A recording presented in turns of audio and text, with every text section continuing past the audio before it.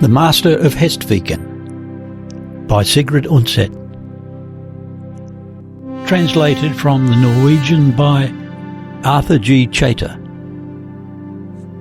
Book 1. The Axe. Part 2. Ingunn Steinfinnsons. Chapter 1. After Olav Audunsson's flight, Bishop Thorfinn said he no longer had the right to keep back Ingunn Steinfinnsons from her uncles. But Arnvid Finnsson answered that the woman was sick and he could not send her away. Lord Thorfinn was very angry when he learnt that Arnvid too refused to bow to the law further than it suited himself. And now the bishop sought to order matters so that Ingunn should go to her father's sister at Berg. But Arnvid said that she was utterly unfit for any journey. On their side, Kolbein Thorisson and Hafthor were beside themselves with wrath that Olaf had escaped, and they said the bishop certainly had had a finger in it, though the Lord Thorfinn had been away from the town when the slaying was done, and did not return home till after the slayer had flown. And though Arnvid Finnsson made it known that it was he who had helped Olaf over to Sweden. When it came out that Asbjorn Allfat had been privy to the matter, and that the fugitive had been received by the priest's sister, who was married in Sweden, Lord Thorfinn was so indignant that he sent Asbjorn away from him for a time, after the priest had bought his peace for his part in the affair. But although no man seriously believed that the bishop had been a party to Olaf's flight, there were many who counted him to blame, in that one of his priests had broken the law, connived with an outlaw, and helped him to safety.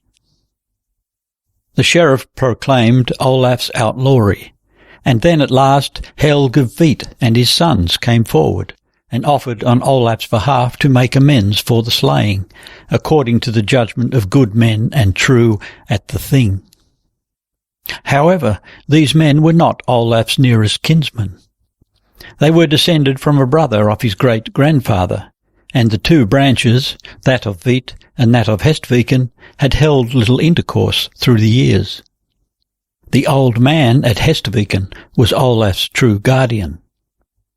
It was therefore a long and difficult matter for Olaf's spokesman to accomplish anything in his case, and as Bishop Thorfinn had to journey to Bjorgvin on another errand in the course of the spring, he let John Helgeson of Hvit go thither in his company, in order that he might beg permission of the king for Olaf to return to the country.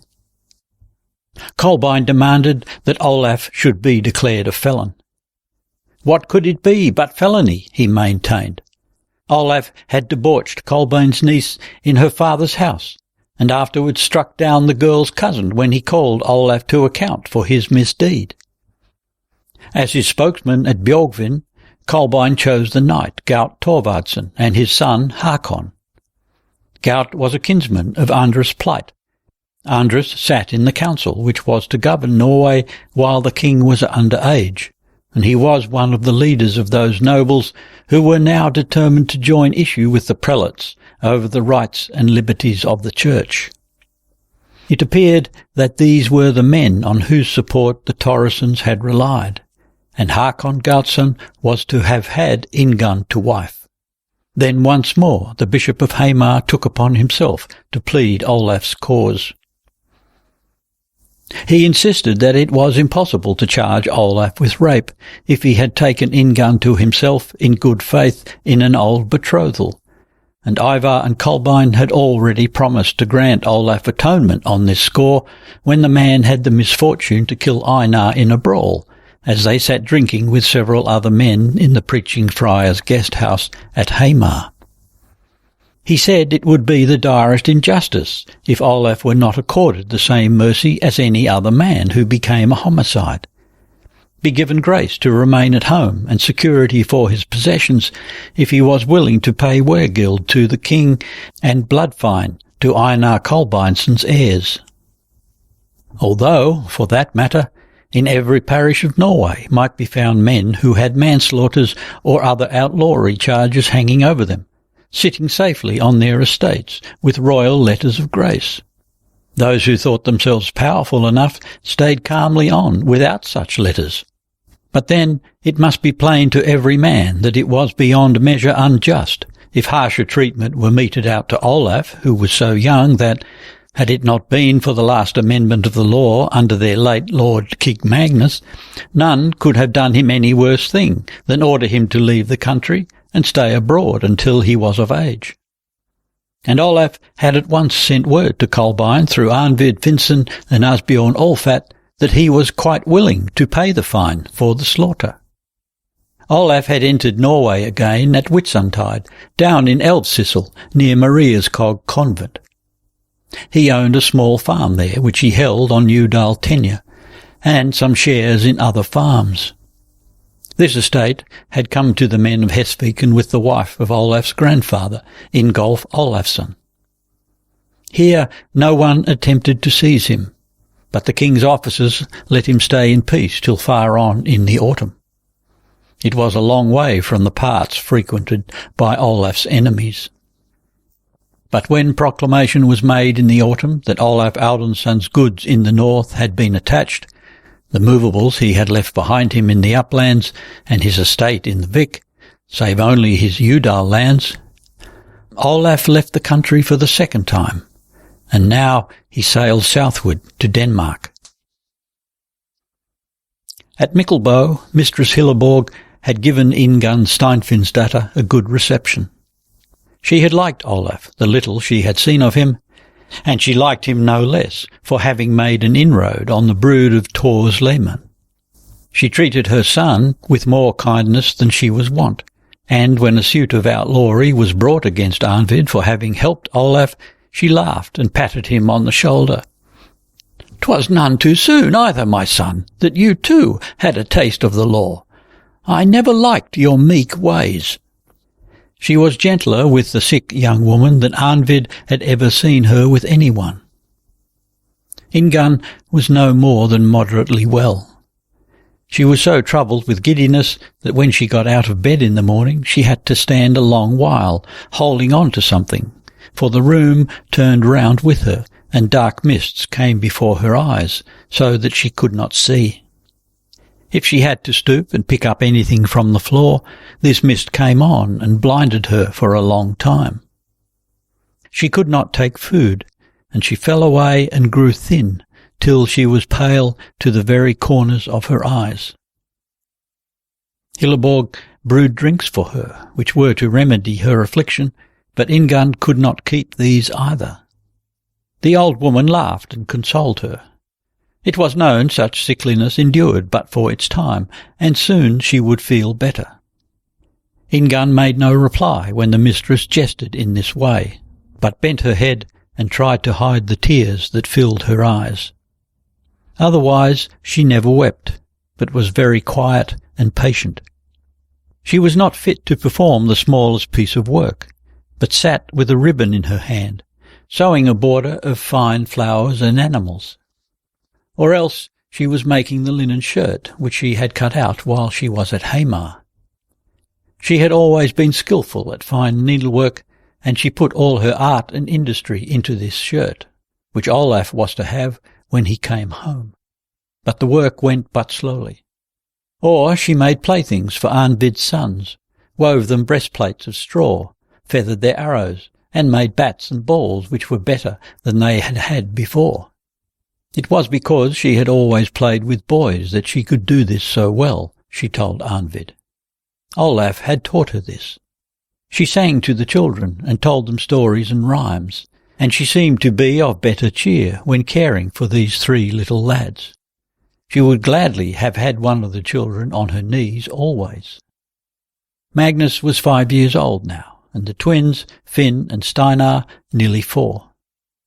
Magnus and Finn were strong, romping little fellows, and did not care so much to be fondled by women, but Steinar was weaker and took a fancy to Ingunn. So she led the boy with her wherever she went, carried him in her arms, and took him to her bed at night. Steinar was also his father's favourite, and Arnvid often sat with Ingunn in the evening while the child played on her lap, and he sang to them till the little one fell asleep with his head resting on Ingunn's bosom. Then she whispered to him to be quiet, and sat in silence, gazing before her and down at the sleeping child, kissed the boy's hair softly, and gazed into vacancy again. But as it drew on towards summer, it became clear that there was no natural cause for Ingunn's disorder, and no one could guess what ailed her. Arnvid wondered whether it could be sorrow alone that had broken her down so completely, for she grew no better, but rather worse. The fainting fits gained upon her, and often she fell into a swoon. All the food she tried to eat came up again, and she complained of constant pain in the back across her hips, as though she had had a heavy blow with a stick. And there was such a queer feeling in her legs, as though they were withered. She was scarcely able to walk any more. She longed for Olaf day and night, Arnvid could see that. And then there was her sorrow over her parents, which had now come upon her again. For a while she had half forgotten it on Olaf's account, but now she accused herself bitterly for this, saying she had thrown away by her fault a happiness which bade fair to be hers. "The night that mother died, I became Olaf's wife." A strange look came over Arnvid's face as she said this, but he held his peace. She grieved also at being parted from her brothers and sister. Tora was at Berg with her aunt, and although there had never been very warm affection between Ingunn and Tora, she now longed for her sister.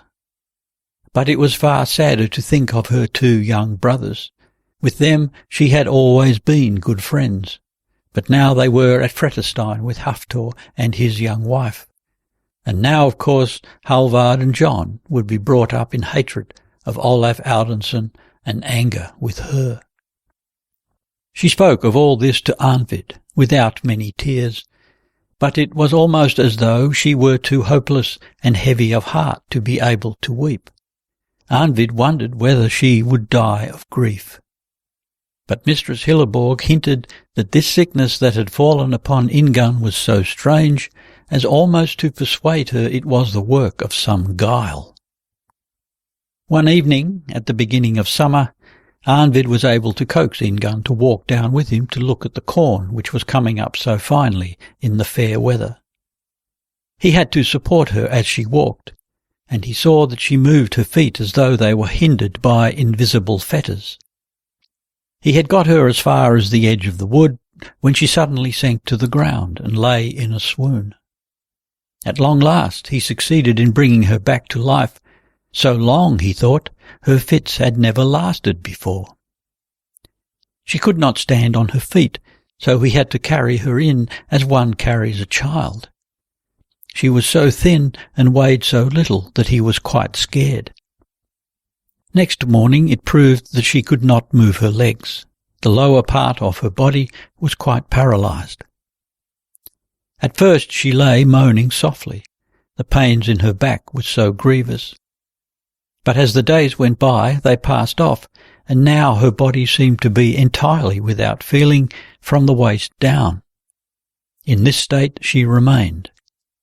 She never complained, spoke but little, and often seemed absent from all around her. The only thing she asked for was to have Steinar with her, and when he crept up into the bed and played and frolicked over her half-dead body, which was now wasted to a skeleton, she appeared to be content. During this time no one knew where Olav was. Arnvid thought that Ingunn must surely die, and he could send no word to Olav of how matters were with her. But Mistress Hilleborg now said aloud to everyone she spoke with that it was certain someone had put the sickness upon Ingunn by witchcraft. She had stuck pins into the woman's thighs and calves and burnt her with red-hot irons, but Ingunn felt nothing. She could bring witness to this, men and women of good repute, and her parish priest and her son. But there was none besides Kolbein and Haftor who could be suspected of this misdeed. and now here lay the unhappy child, wasting away and slowly dying. Now therefore she charged her son that he should call upon the bishop to take up the matter and inquire into it. Arnvid came near believing his mother had guessed rightly, and he promised to go to the Lord Thorfinn as soon as the bishop came home from his visitation. Meanwhile he made Ingunn speak to the priest and make her confession, and he had masses said for her. Thus the time passed until the 8th of September.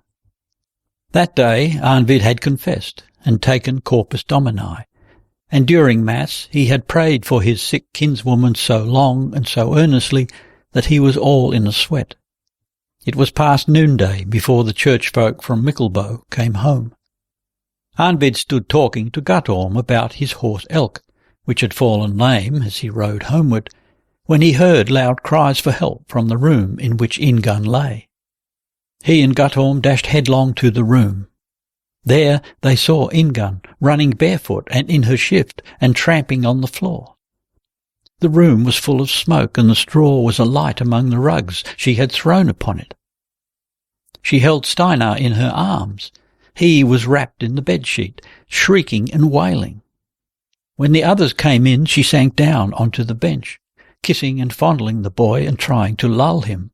"Steinar, Steinar, my darling, now you will soon be better. Now I will make you so well, my little one." She called to the others that Steinar had burnt himself, and they must bring her cloths and ointment at once.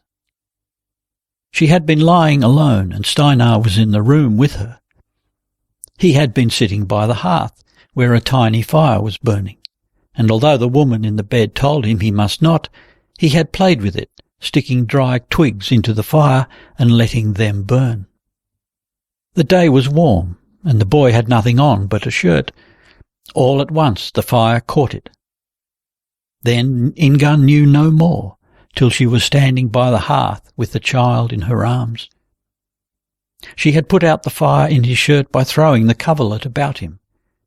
But now she saw that the rushes with which the floor was strewed were burning, and so she threw down the cushions from the benches and trampled the fire as she cried for help. The boy had been burnt about the body, but Ingunn too had ugly burns on her legs and on the underside of both arms. But she heeded nothing but Steinar. They were not allowed to bind her wounds until the child had been tended, and then she laid him in her bed and lay watching over him, fondling and wheedling the poor little thing.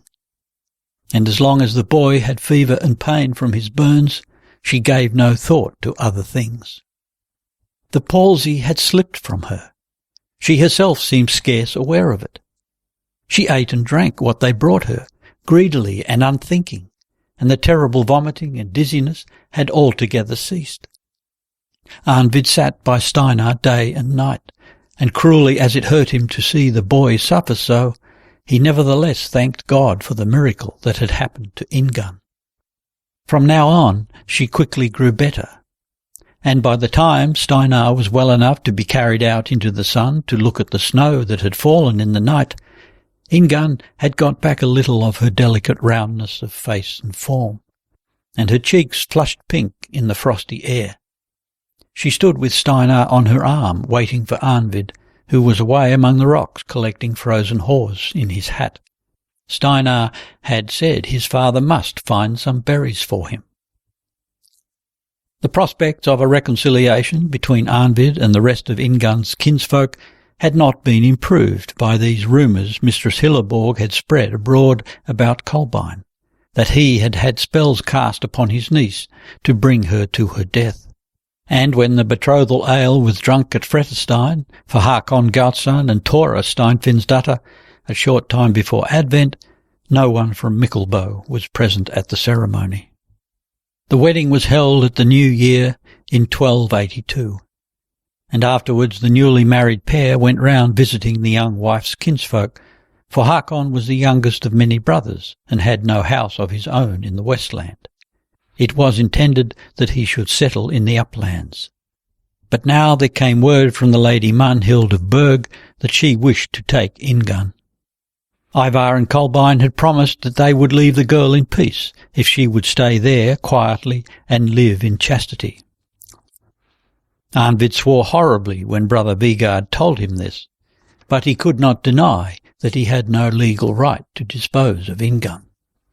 And Mistress Hilleborg was beginning to be tired of her guest.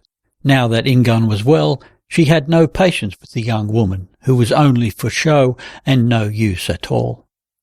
And the message Lady Magnhild had sent was no more than was reasonable. She had her old mother with her, Asa Magnusdatter, the widow of Tor of Hovre. The old lady was infirm and had need of her granddaughter for help and pastime.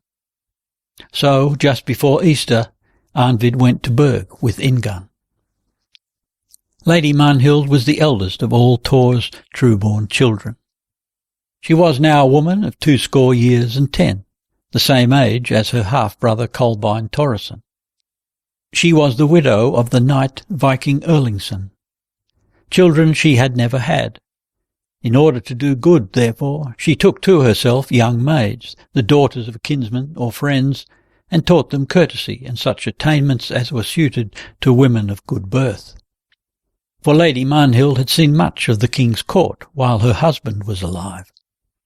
She had also offered to receive her nieces from Pretestein, but Steinfinn, or Ingeborg, had been unwilling to send the little maids to her, and Lady Magnhild had been exceedingly angry at that. So when it came out that Ingunn had let herself be ensnared by her foster-brother, she said it had turned out as she expected. The children had been ill brought up, and their mother had been disobedient to her father and false to her betrothed. So it seemed most likely that Steinfinn's daughters would bring shame on their race. Ingunn was tired and low-spirited as she sat in the sled on the last stage of the journey through the forest. They had been several days on the road, for the weather had set in mild, with snow, as soon as they left Mickelbo. Now, toward evening, it froze hard, and Arnvid walked beside the sled and drove, as the road was bad, in places over bare rock, slippery with ice, in others through deep snowdrifts, for no one had passed this way since the last snowfall.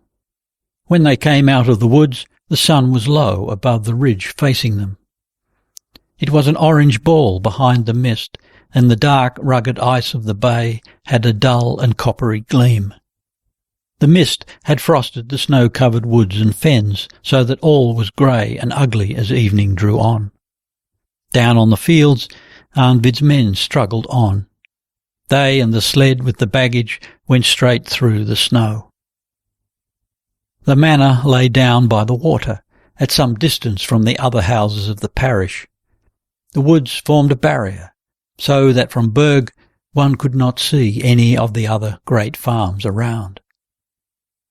Ingunn had not seen her aunt since she came to Hamar, well nigh a year and a half ago. And then the Lady of Berg had been harsh toward her. She did not expect much good of the Lady Magnhild this time either. Arnvid hoisted himself onto the edge of the sled as it dipped into the first hollow. "Don't look so sorrowful, Ingunn," he begged her. "It will be hard parting from you if you are so faint-hearted." Ingunn said, "Faint-hearted I am not. You know that I have not complained. But I shall not be in the hands of friends here. Pray to God for me, kinsman, that I may keep a firm mind, for I look to be sorely tried so long as I must bide here at Berg." But as they drove into the courtyard, the Lady Magnhild herself came out and received Ingunn in friendly fashion. She led her niece into the women's room and bade the maids bring warm drinks and dry footgear. She herself helped the young woman to take off her fur-lined boots and coats of skins. But then she said, taking hold of a corner of Ingunn's coif, "This you must now put off." Ingunn turned red.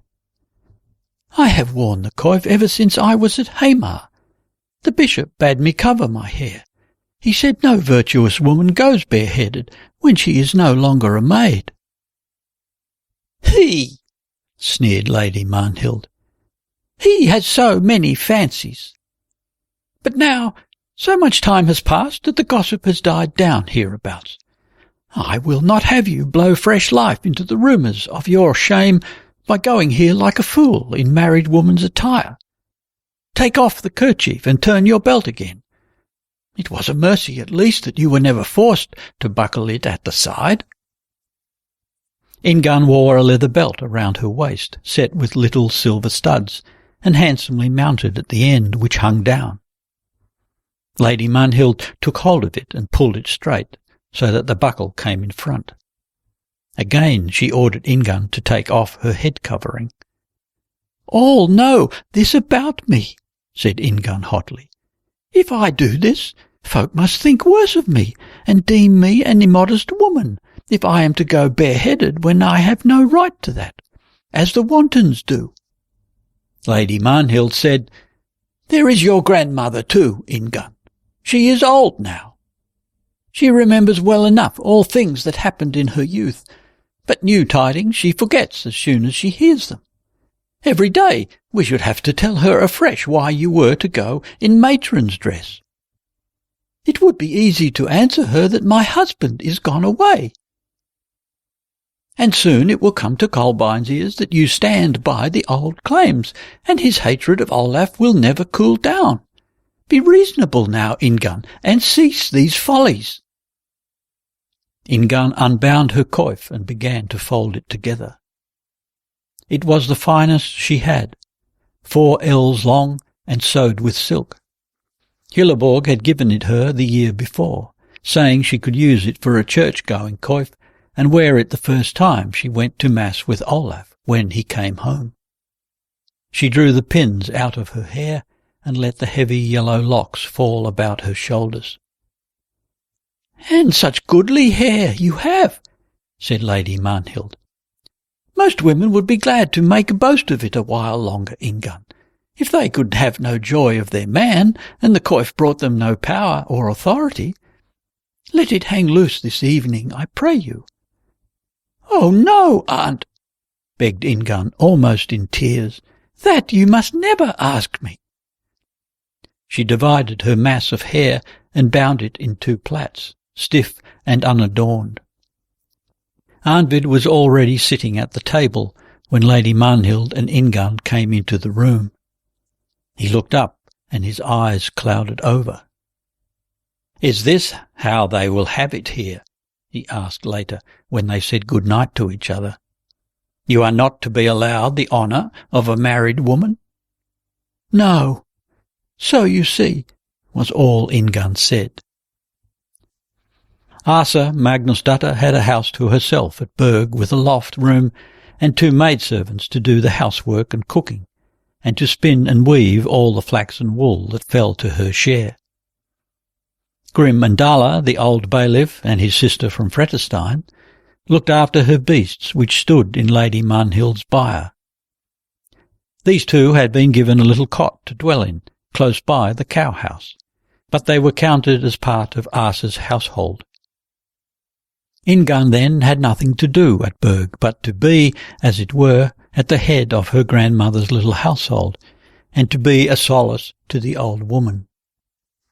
She mostly sat with her grandmother when the maids were at their work. As Lady Munhild had said, Asa was now grown somewhat childish. She remembered little of what was said to her, but asked again and again about the same things day after day. Sometimes she asked after her youngest son, Steinfinn, whether he had been there lately, or whether they expected him soon. Often, however, she remembered that he was dead.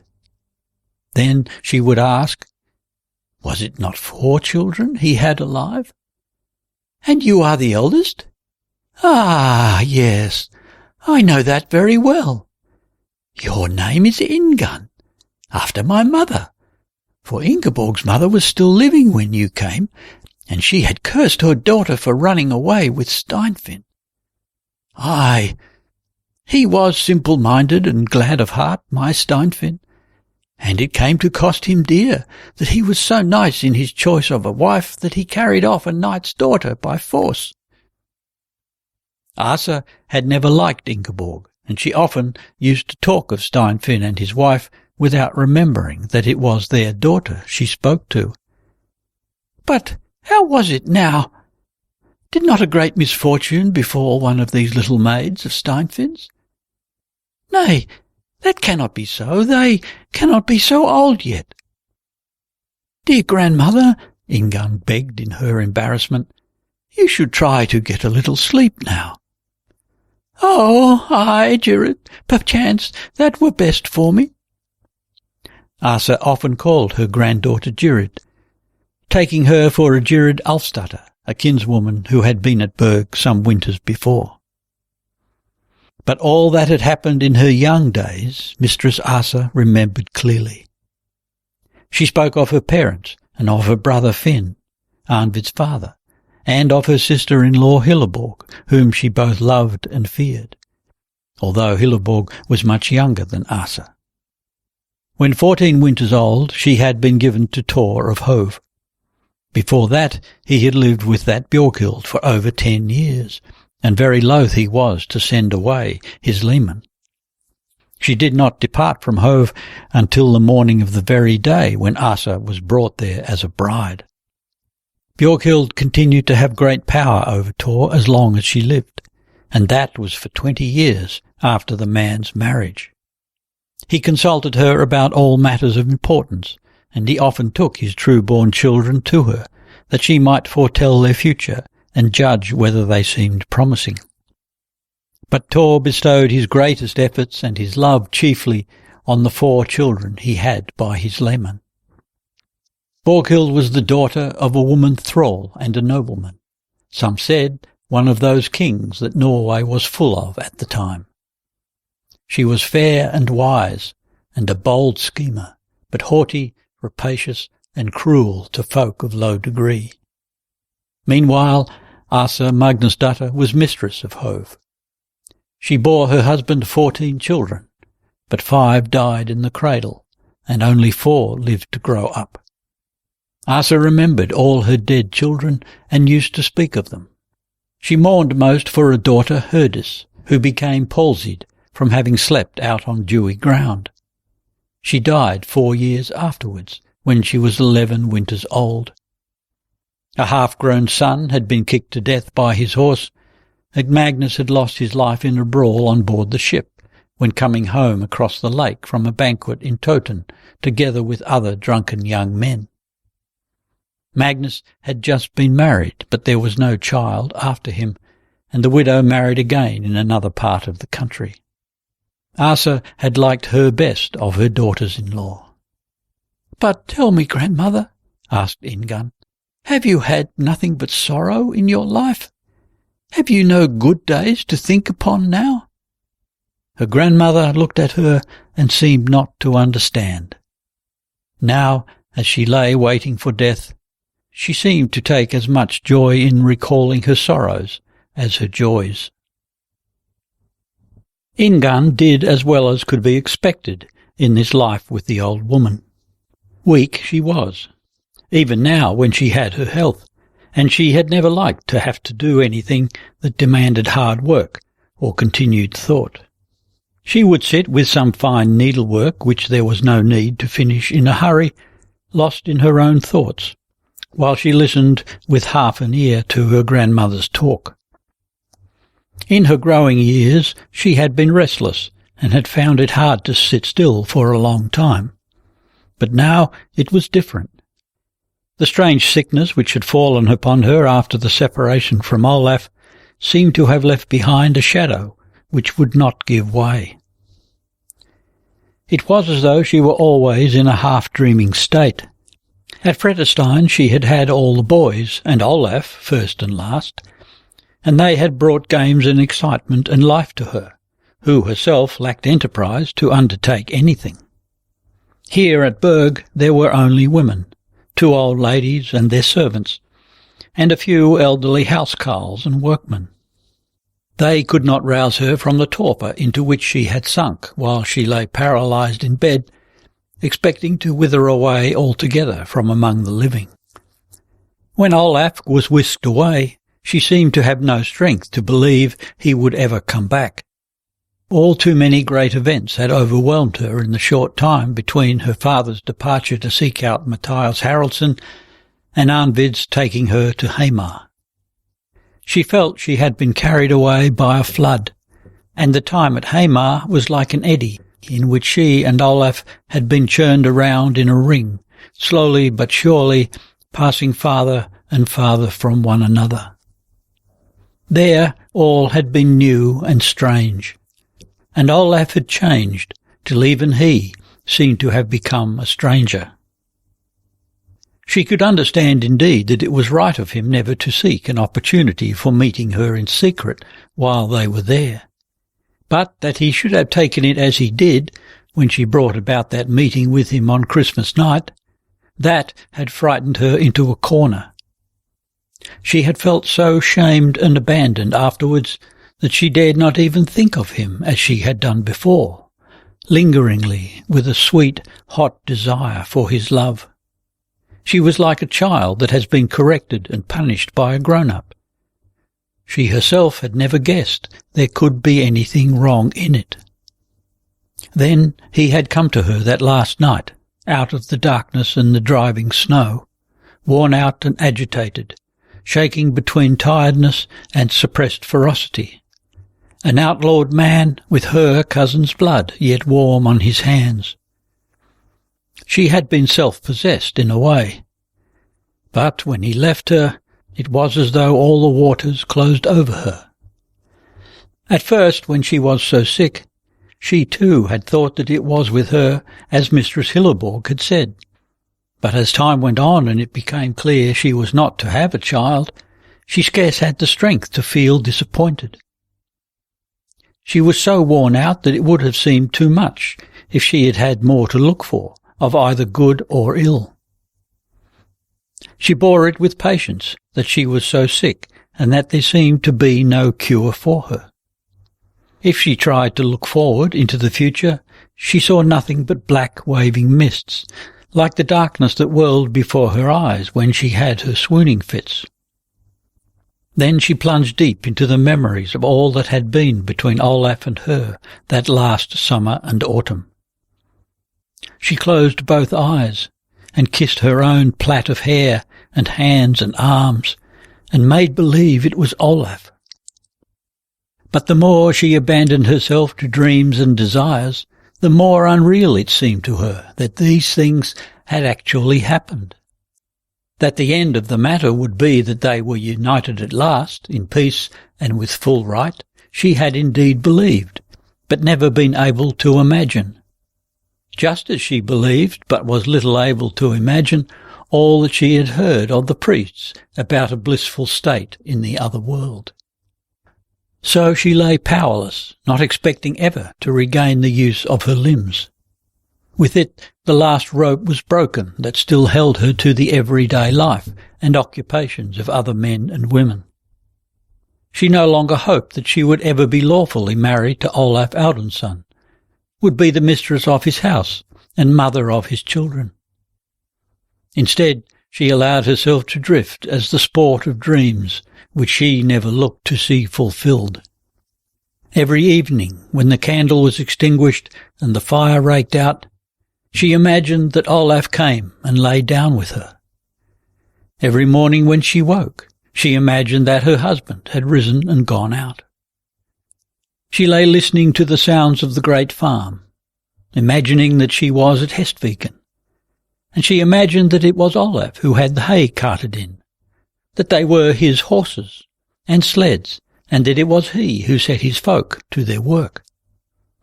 When Steinar lay still for a moment in her bed, she laid her thin arm about the boy, pressed his fair head against her breast, and to herself she called the boy Audun, and he was her son and Olaf's. Then he wanted to get up and out, struggled to free himself from her embrace.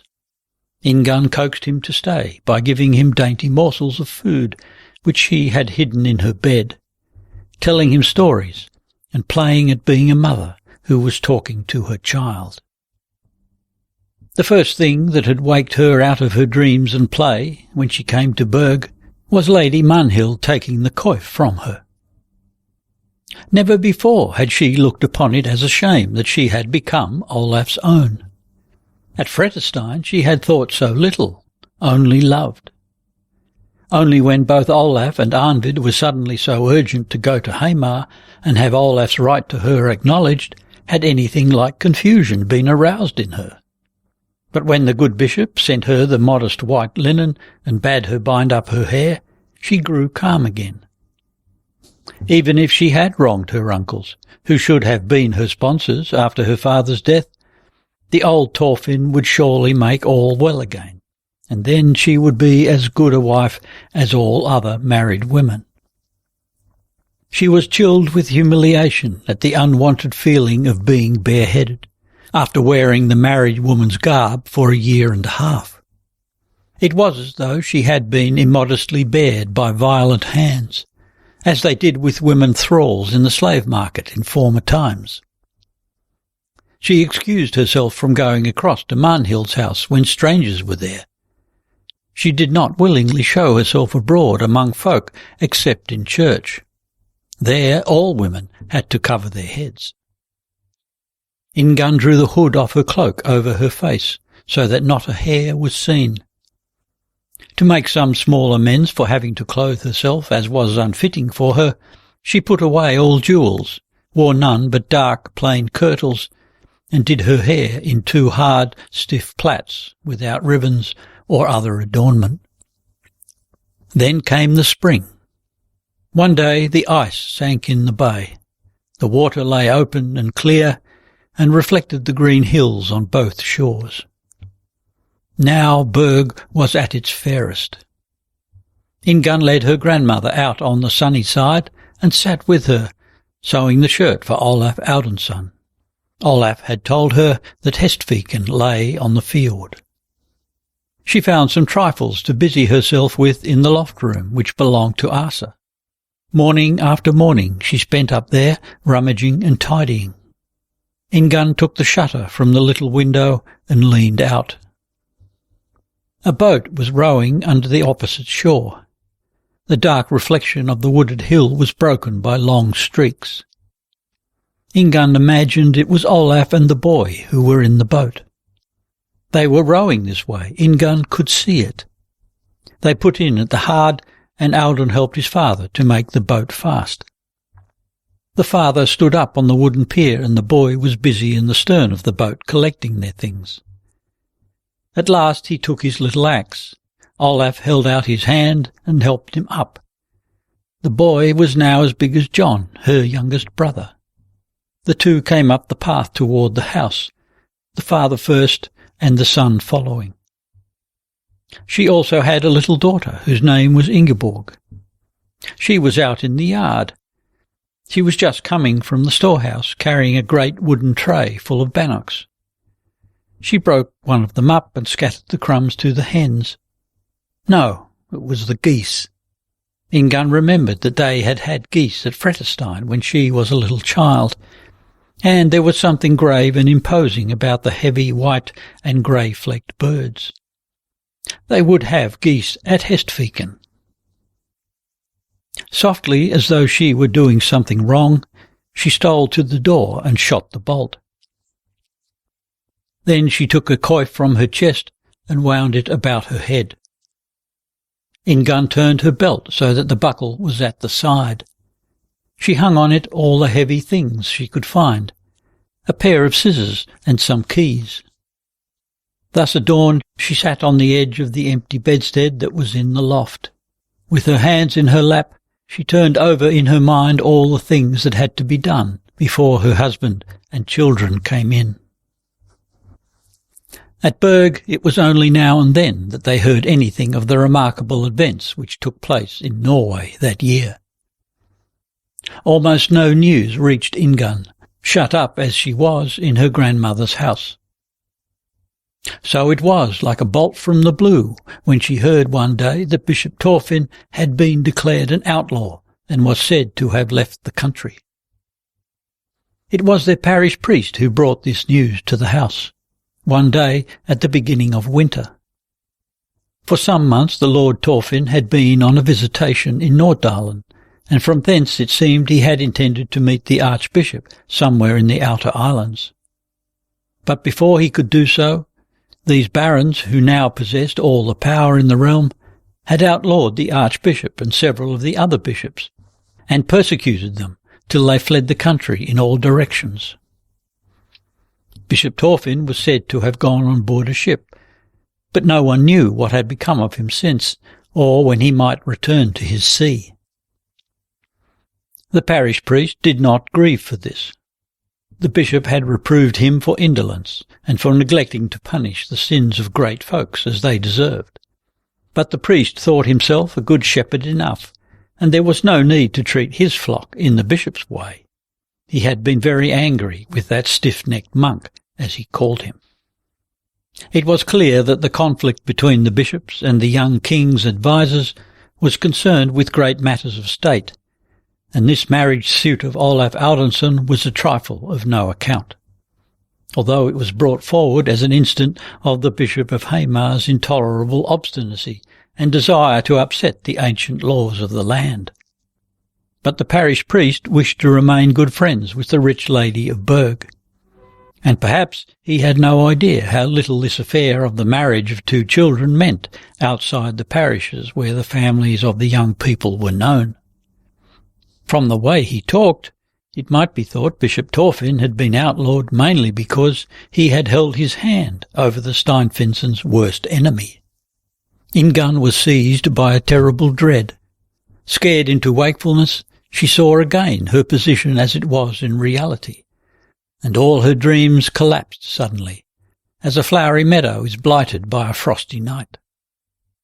She realized with a shiver that she was but a defenceless and deserted orphan, neither maid nor wife. She had not a friend to maintain her rights. Olaf was away, no one knew where. The bishop was gone, Arnvid was far off, and she could not send him a message. She had no one on whom to lean, except her old grandmother, who was in second childhood, if her ungentle kinsmen were minded to take revenge on her. She clung, a little trembling, quivering creature, to the only firmness in her weak, instinct-governed soul. She would hold fast to Olaf and be true to him, even if they were to torture her to death for his sake. At about this time, during Advent, Tora Steinfinnsdatter and her husband, Hakon Gaudsson, came to Berg. Hakon had not yet found a place where he cared to settle for good, and now Tora was expecting a child before Yule. So it was the intention of the young people to stay at Berg that winter. Ingunn had not seen her sister for 2 years, and her brother-in-law she had never met till now. He did not look amiss. He was a powerfully built young man, with handsome features and curly chestnut hair, but he had little brown eyes placed close together at the high root of his hooked nose, and he squinted not a little. From the first day he met his wife's sister with ill will. In words and bearing he plainly showed that he counted Ingunn nothing else than a seduced woman, who had disgraced herself and her whole family. He was intensely pleased with his marriage, proud of Tora's beauty and of her good understanding, proud that she was soon to bear him an heir to all the riches he boasted of possessing. He allowed himself to be guided by his wife in all things, which was well for Hakon. But although this was so, and although poor Ingunn had been ignorant of the honour and good fortune she missed in giving herself to Olav Audunsson, when she might have been married to Hakon Gaudsson, Hakon had conceived a hatred for her, since she had preferred a young lad, her father's serving man, and one of whose family and fortune no one here in the Majot's country knew anything certain, to him, the knight's son from Haaland. And the younger sister went about in her forgetfulness, gleaming pink and white, proud of her matronly dignity, though she owned neither house nor farm to rule over. The white wimple which she bore with honour and by right reached nearly to her feet. A heavy bunch of keys jingled at her belt, though God alone knew what the houseless man's wife was to lock or unlock with them. But Tora bore herself so that every mother's child at Berg, and even the Lady Magnhild, would do anything to honour her and her husband, and the women made all preparations to receive the child they expected with such pomp as became the son of so great a man. Through all the time of their growing up, Ingunn had known well enough that Tora was seldom pleased with her conduct, thought her elder sister wanting in affection to their parents, thoughtless and lazy, and that she should have sat quietly with their mother and maids in the women's room, instead of always running out to play with Olaf and his friends. But Tora never said anything. She was 2 years younger, and that is a great deal in childhood. Ingunn cared very little what Tora might think, and the last autumn at Fretestein Tora had kept silence about what Ingunn knew she must have guessed and been dismayed at. But only when they were in the guest house at Hamar had her sister spoken of the matter, and then Tora had judged her and Olaf's conduct with unexpected leniency, and had been kind to Ingunn while they stayed there. One thing was that Tora had always been fond of her foster brother with true sisterly affection. She liked Olaf better than her own brothers and sister, because he was quieter and more natural. And then the bishop had given some countenance to Olaf and Ingunn, and all the people that the sisters met in the town followed the Lord Thorfinn in their judgment. Even if Olaf had returned wrong for wrong, they had nevertheless done a greater wrong, who had sought to break a hanselled betrothal, because the bridegroom was young and lacked powerful spokesmen. No one doubted that the bishop in the end would force such a settlement of the suit as would be honourable to Olaf.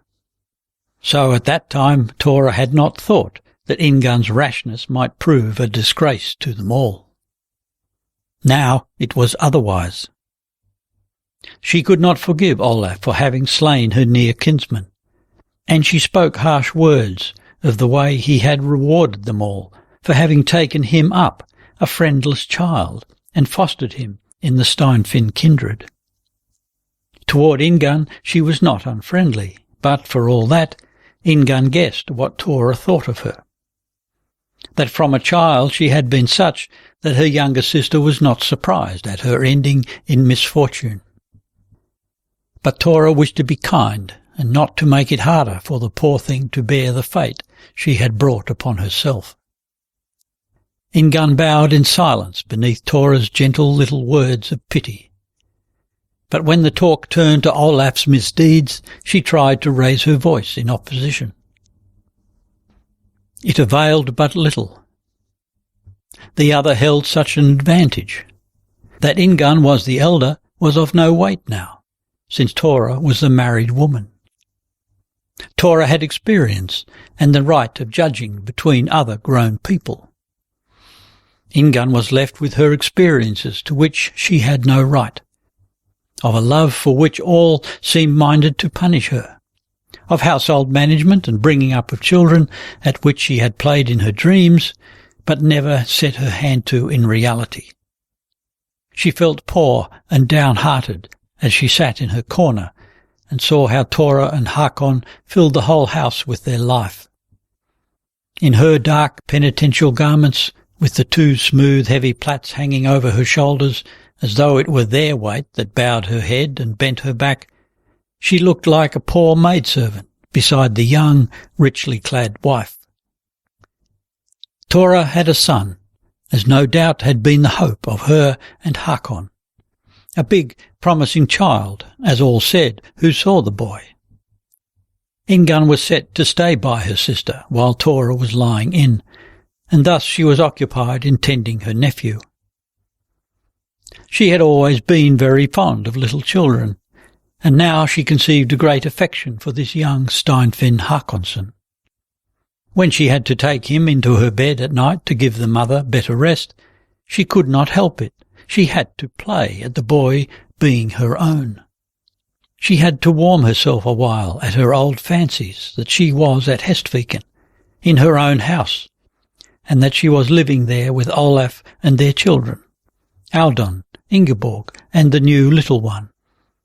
But now she felt with bitter truth that it was but a poor web of dreams that she had to wrap herself in, while she saw her sister well and warmly enfolded in her tangible wealth, with husband and infant son and all the crowd of their servants, who took up so much room in the place, and the chests and sacks of their goods that were stacked up in the lofts and storehouses.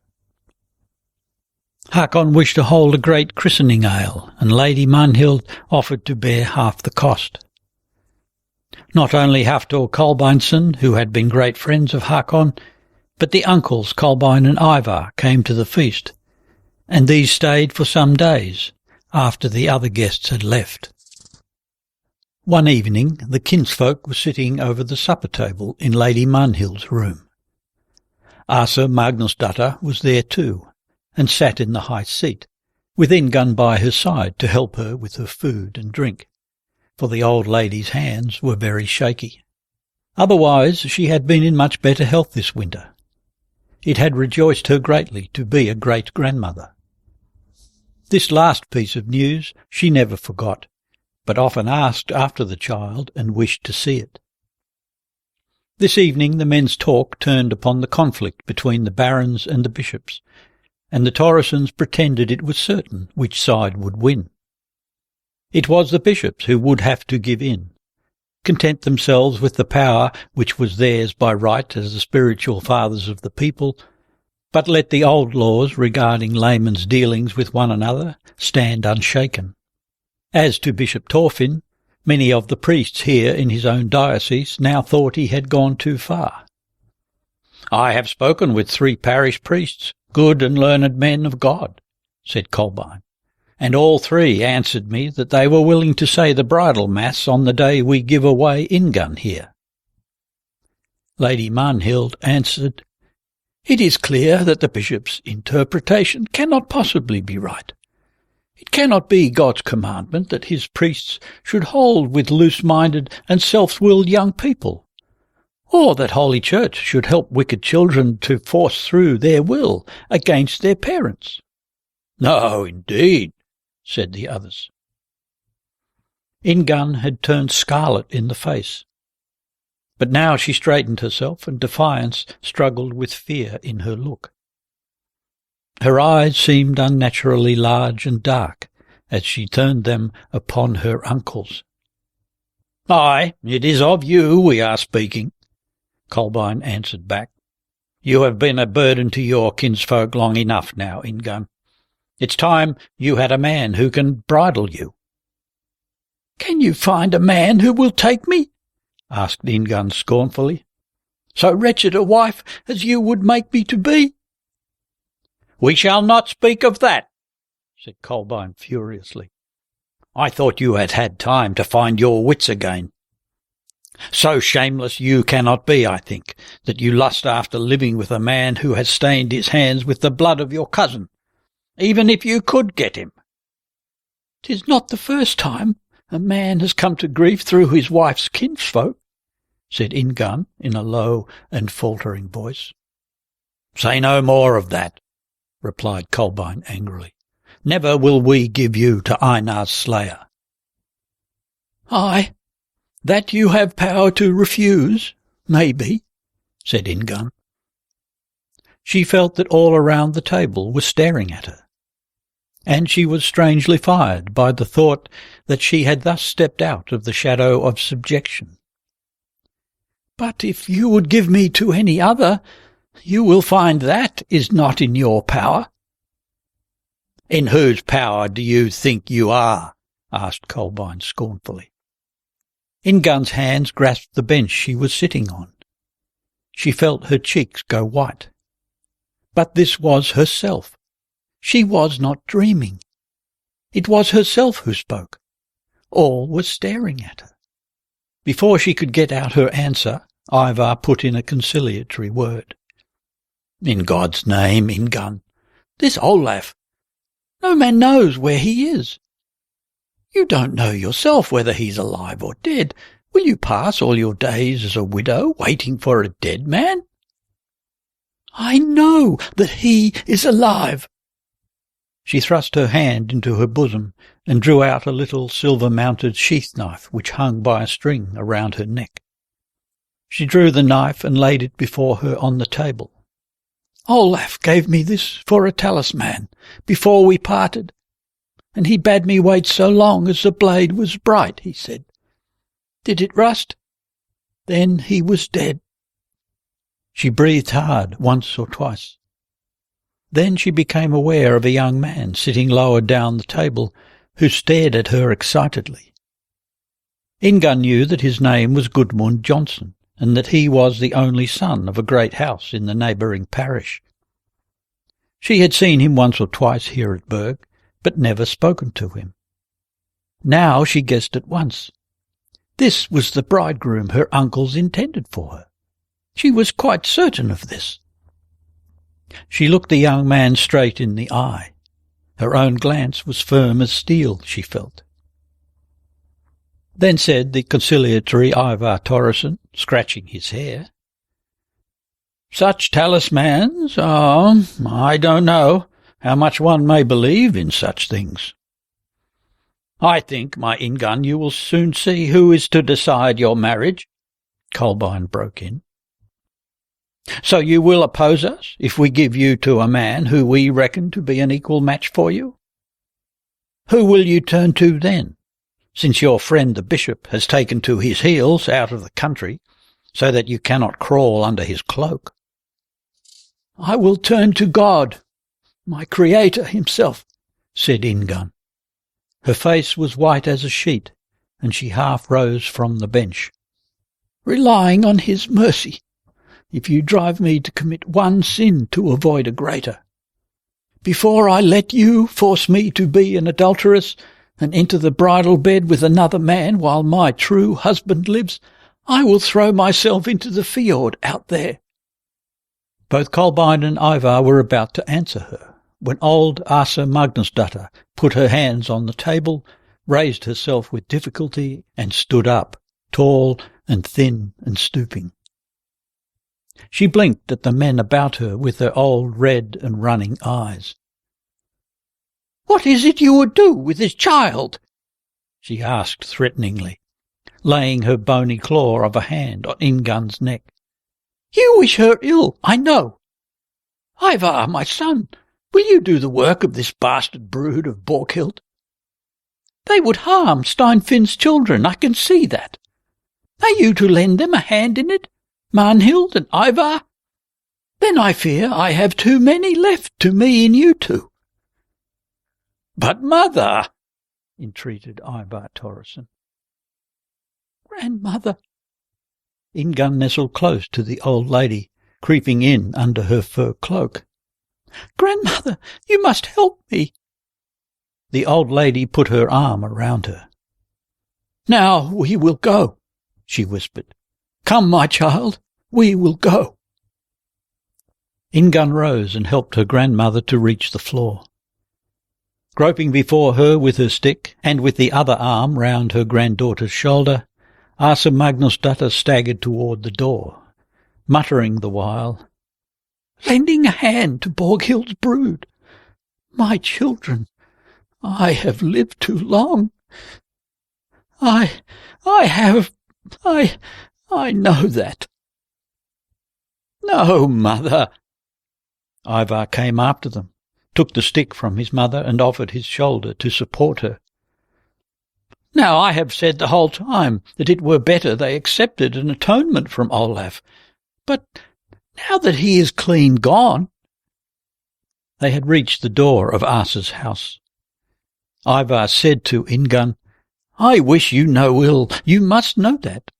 But I think it must be better for you that you were married and mistress in your own house. Better than tarrying here to fade away." Ingunn gently pushed him aside, as she almost lifted her grandmother over the threshold and barred the door after her, shutting Ivar out. She undressed the old woman and laid her down, said the evening prayer with her, kneeling by her grandmother's bed.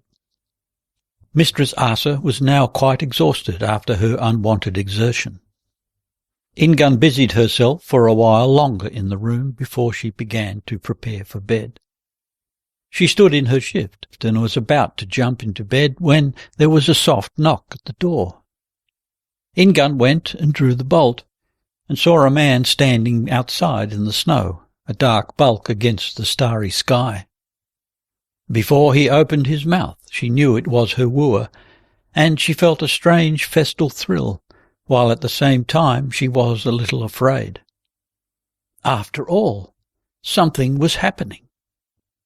It was, as she thought, Gudmund Johnson. He asked, "Had you lain down already? I wonder if I could say a word to you tonight. There is some haste in it, you can guess." "Yes, you may come in. We cannot stand here in the cold." "But lay you down," he said as he came in, and saw how thinly clad she was. "Maybe you will let me lie here by the bedpost, so that we may talk better." At first they talked a little of the weather, and of Hakon Gautsson, who now seemed minded to settle at Fretestein, and so Hafthor would go home to his father's. Ingunn liked Gudmund's voice and his quiet, pleasant manner. And besides, she could not help liking to lie here in the dark, chatting with a wooer, in cosy comfort. It was so long since anyone had sought her out, or cared to talk to her for her own sake. In spite of her having to tell him that his wooing was useless, it was some reparation that a man of Gudmund's condition should have cast his eyes upon her, although her own kinsman had declared her a worthless woman. "There was a thing I wished to ask you," said her guest at last. "Were you in earnest in what you said this evening?" "I was in earnest." "Then it is best I tell you," said Gudmund. "My father and mother want to have me married this year, and we have agreed to ask Ivar Thorason for you." Ingunn was silent. Gudmund began again. "But if I ask my father to seek elsewhere, he will do so. If it is so that you mean all that you said this evening."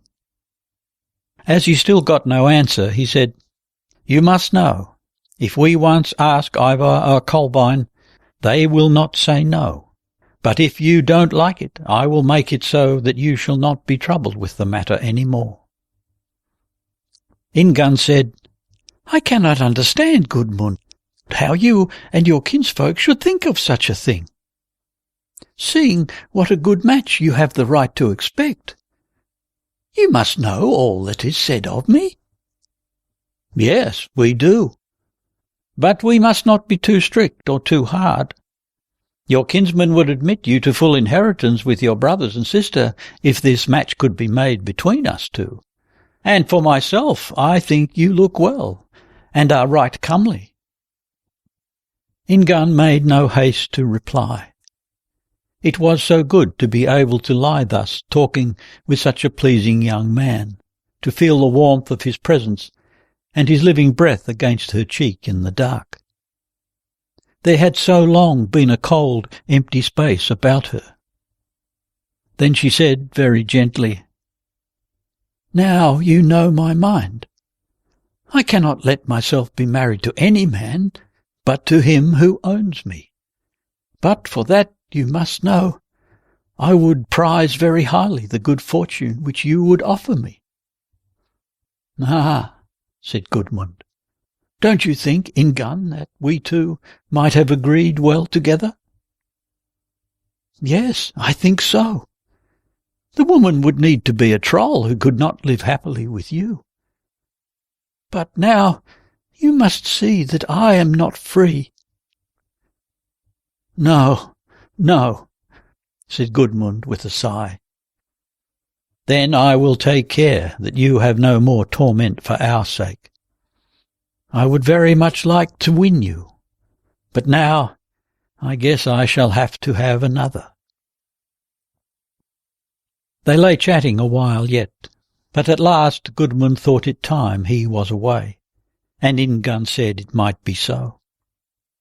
She followed him to the door to bar it after him, and they parted with a clasp of the hand.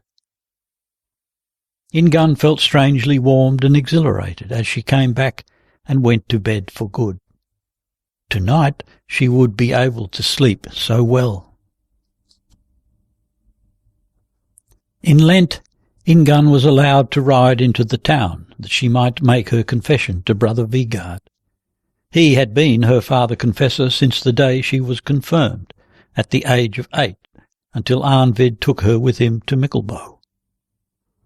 It was no easy matter for her to tell the monk all about her difficulties. Until now she had always been able, in confessing, to give each sin its name. She had prayed without reflecting, had answered her parents discourteously, been angry with Torah or the maids, taken things without leave, spoken untruthfully. And then this last sin with Olav. Now she felt that it was mostly thoughts she had to speak about, and she found it hard to grasp them and put them into words.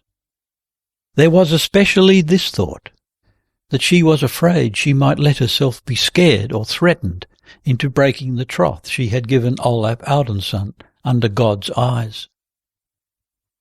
Brother Vigard said she had done right in refusing to let herself be given to any other man, so long as she had not received true tidings of Olav's death. The monk had judged her and Olav's self-will far more strictly than the bishop. But he too said they were bound to one another so long as both were alive. But she must pray to God to save her from such thoughts as that she would take her own life. That was a deadly sin, no less than if she let herself be forced into a marriage without being a widow. And he cautioned her in serious terms against thinking too much, as she had said, of life with Olav and of the children she was to have by him. Such thoughts could only serve to weaken her will, to provoke lasciviousness and defiance of her kinsmen. And she must have learnt by now that she and Olav had themselves brought about their misfortunes by their fond self-indulgence and by their disobedience toward those whom God had set over them in their youth. It would be far better now that she should aim at the virtue of patience, bear her fate as the chastisement of a loving father, apply herself to a life of prayer, almsgiving, and ministering affection towards her kinsfolk, so long as they did not ask her to obey them in what was sinful. Finally, Brother Vigard said that he believed it would be better for her if she could be admitted to a convent of nuns, and dwell there as a pious widow while waiting to hear whether Olav could come home to his native land and take her to himself, if it were God's will that such happiness should be theirs. If she received certain tidings of his death, then she could choose whether she would return to the world or whether she would take the veil, devote herself to prayer for the souls of Olav and her parents, and for all souls that had been led astray by self-will and by over-great love of the pomps and joys of this world. The monk offered himself to speak with her kinsfolk of this, and himself to conduct her to a convent, if she had a mind to it. But Ingunn was frightened. She feared that if once she were inside a convent, it would not be easy for her to slip out, although Brother Vigard said that, so long as Olav lived, she could not take the veil without his consent. So Ingunn replied that her great-grandmother was old and weak and needed her, and Brother Vigard then agreed with her that so long as Asa Magnusdotter had need of her, she must stay with her grandmother. When she came back to Berg after Easter, Hakon and Tora had left with all their train. It had been settled that they were to live at Fretestein. The place was very quiet after they had gone. With the old women, one day was so much like another that for that matter Ingunn might as well have been living in a convent. And then she could not resist it. After a while she took up again her imaginary life with husband and children in a dream manner which she called Hestviken. But now and again there came up in her those feelings which Gudmund Jonsson's wooing had called to life: fear but with it a sort of satisfaction.